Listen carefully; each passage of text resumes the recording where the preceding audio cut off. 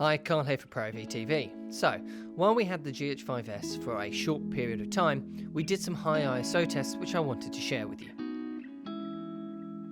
So we compared it against the original GH5, the A7s and the EVA1, and the results really did quite surprise me. So first up, the first very simple bog standard test that I did was to just point the camera at the same scene and don't change anything but ramp the ISO up through the ISO value so the scene gets brighter and brighter, and you can see how much difference each of the ISO values makes and how much the noise increases by each one.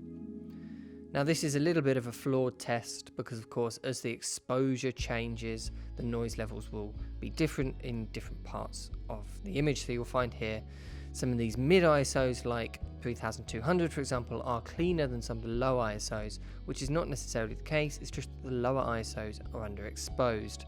So you can only read so much into this test. But it does show you just how much brighter raising the ISO gets and how clean some of these higher ISOs can be if you correctly expose them. So this is a better test. In this test we adjust the lighting for each ISO so that we can maintain a consistent exposure. So we've got an LED panel that is dimmable and we're changing the brightness of the LED as we change the ISO on the camera. And you'll see that the noise levels at 3200 and even 6400 are very well controlled on the GH5s.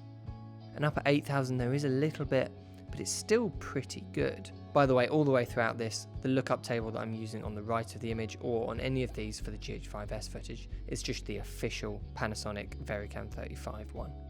You can't really talk about a low light camera nowadays without comparing it to Sony's A7s II. It's sort of become the flagship camera for low light, so I wanted to see just how good the A7s was against it. Both were shooting in log. I was using Vlog on the GH5 and S-Log2 on the A7s, and just using the stock lookup table from each manufacturer to grade the log footage. What's interesting here is that at 6400 they both seem about as clean as each other actually, and I think the GH5s definitely has the edge throughout this test in terms of colour. The colours on the GH5s, particularly at the high ISOs, are just much richer than they are on the Sony, although as the cameras go up to 12800 or above, the A7s is definitely cleaner.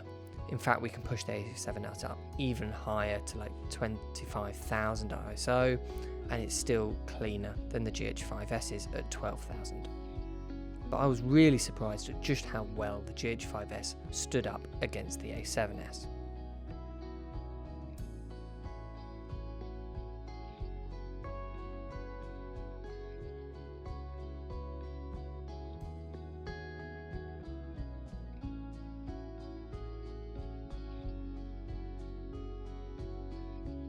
So now we're going to compare it to the EVA1, which is Panasonic's cinema camera that sits above this in their lineup. And this has got a larger sensor and a dual native ISO, the same as the GH5s does. But the GH5s has a dual native ISO of 5000 when it's in log, whereas the EVA1 is at 2500.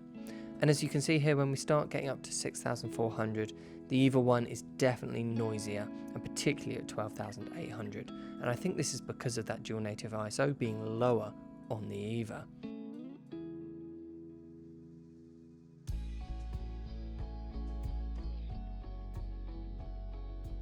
So now we come to the original GH5. The GH5 I happened to be using didn't have Vlog installed on it, unfortunately. So with both of these, I was just using the natural preset in the camera. So the GH5s, I redid all the shots with the natural preset, and you can just see it's night and day difference, particularly up at 6400 or 12800. I mean, the GH5 just falls apart and the GH5s is still looking fantastic. So just as a little bit of a roundup, this is the GH5s compared against each other, one with Vlog and one with natural at ISO 3200. And I think the natural picture profile, if you don't want to do any grading, is really nice on this camera, and it keeps noise levels very low, and it seems to maintain exposure in the highlights as well. It's a very nice picture profile, but I do really like the look of Vlog. You'll definitely get the best results if you use Vlog and then grade yourself.